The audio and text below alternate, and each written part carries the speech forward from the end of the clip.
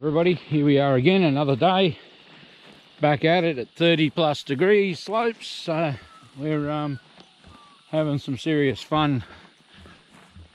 When you look at the bloody seed on the spiky apple there, as garbage as the tree itself looks, the actual seed factor on it is huge. It's no wonder that there's so much spread of that material throughout the whole of the property.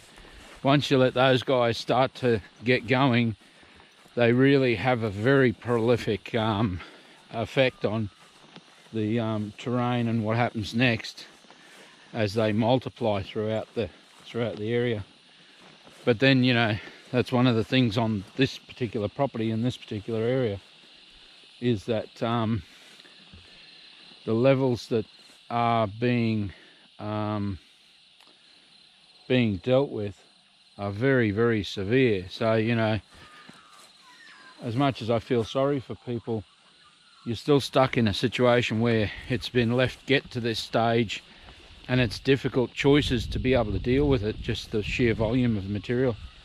That's the other part. Once you start to remove that material, you've then got to deal with it, because it is that big a problem, how much of it's actually there. So, you know, I can't stress to people enough is, for God's sake, don't let it get to this stage before you deal with it. You know, you end up on properties where, you know, property could be worth, let's just say 1.5 or something like that, if it was clean and clear, and it's not, you can't sell it for 750. So you spend 200k on it, you know, between eradication and then processing and then rehabilitation, and you're starting to get back up to the 1.5, which means, you know, you've got to come up with $200,000, which is your own fault. You know, if you let it get to this stage, it's your own fault. You can't blame somebody else, or you purchased a property with the material on it. It's the grown up thing that people have to deal with. They made the choice to purchase land that was so badly infested. It's not the government's fault. As much as, you know, I get into situations with the government that I'm not happy with them, with certain policies and attitudes, they didn't actually cause these things to be the problem it is for people. People caused it when they bought the land. If they don't like it, then fix the problem early before it gets to be, you know, into the terrains it is. Like just that section there, how steep that is. That's over 30 degrees by far, and to try and get those plants is a pain in the ass. This is well over 30 degrees down there, you know, and if you poison it, you poison the subsoil. Nothing grows on the subsoil. It's all very serious problems. And again, people have themselves to blame. If you let it get to this stage, it's not somebody else's problem or fault. You know, don't purchase properties in this sort of condition. It doesn't get better unless you're going to invest that money, 100k or more. It doesn't get better. And that's, you know, when they're this stage, it'd be a conservative figure at 200k, you know, but that's what it is. And then even at that, you'd have a 3-year cleanup program to make sure that you keep the property clean after that. Once you get it to 3 years after, you're pretty well broken its back, you know. So that's pretty good at that point. But still, there's a lot of heartache, and lots of people sign on to these stupid government ideas of 10-year programs. Well, on a job this size, on a scale of this size, the material's growing that hard that by the time you have gotten to your 10-year program, you've paid at least a third more in the overall cost. That's why I say to people, you're better off paying all of that money up front and rehabilitate it all up front, all in the same thing, and then you've got a saleable asset.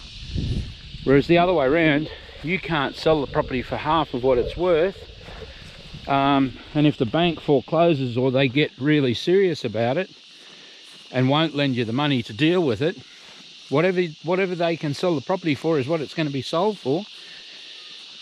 And presuming, let's say you put 50% of the money into it, you've lost your 50% because they get paid before anybody else. So you just blew $500,000. That's what people need to understand when they purchase land like this that have such serious infestations. Now, I've already taken a bit off the edge of this bank. That's why that is clearer there. But from there, we have to go up on there and get all that stuff out of there. But that's what you're looking at. Complete infestations like over there. There is no happy days and there are no free lunches when you let the materials get to that sort of stage. And then you've got boulders all in amongst all of that material across the whole of the property, which adds to the cost of removal. It adds dramatically to the problems trying to deal with those issues. They just are that severe. They complicate your being on 30-degree slopes like you wouldn't believe, because it's much slower and it's bloody dangerous. That's why there isn't heaps of people doing this work. That's why there's only me that has the skill set from 40 years to get into those areas and do this work. But those complications make that an expensive exercise to rectify. Anyway, you can see across there, it's just an endless sea of material. And that's what people have created by letting it get to that stage. But anyway, you've got some of the ideas of the costs. But you know, camels can't eat this material and survive. Goats can't eat this material and survive. They will not eat this material by choice. So you have to tie them to it and stake them to it, or you have to pen them to it and fence them to it, to the point that you're actually forcing them to eat it, and it's on record as killing them. So at the end of the day, sooner or later, the RSPCA is going to start prosecuting people for knowingly having fed animals things that they know will harm them. So that's the problem. You get on Facebook where really scumbags come on there and say, oh yeah, goats do this and camels do that. $1,000 a camel, you can buy some machine operating time for that. Plus it's illegal. You can't feed them material you know is going to kill them or even harm them. You can't make them sick. And every single person knows that you have to rotate the stock off the material that you're letting them eat. You sooner or later going to get caught out that somebody's going to prosecute you for it, which should happen.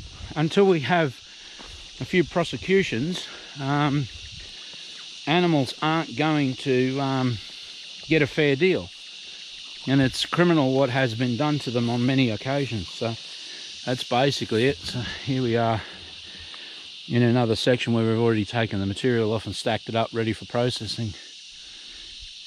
But it's a massive job. That's a massive hillside. It's one hell of a big job. Anyway, that is us. We'll catch you on the next one. I'm Gary, Lantana Removal Queensland. 0449 986 880. Check us out on Facebook and also on www.lantanaremovalqueensland.com.au. We've just redone the website, so talk to you soon. Bye bye. It's amazing to me when you look at these spiky apples is just how many seeds there are all over the place on these plants. Not necessarily huge plants either, and they have masses of seeds all propagating through being washed downstream. But they also have a taproot that runs along horizontally through the ground that joins all these little seedlings to each other, so they propagate by a few different methods, and that's one of the big problems that you have with these materials. And it's quite surprising when you look at the level of infestations. Once they start getting going, they're a horrible, horrible plant, and they're so terrible to walk around that they attack you all the time. I just thought I'd show you how many of those have all got massive bloody seeds on them. And there's the steepness of the terrain.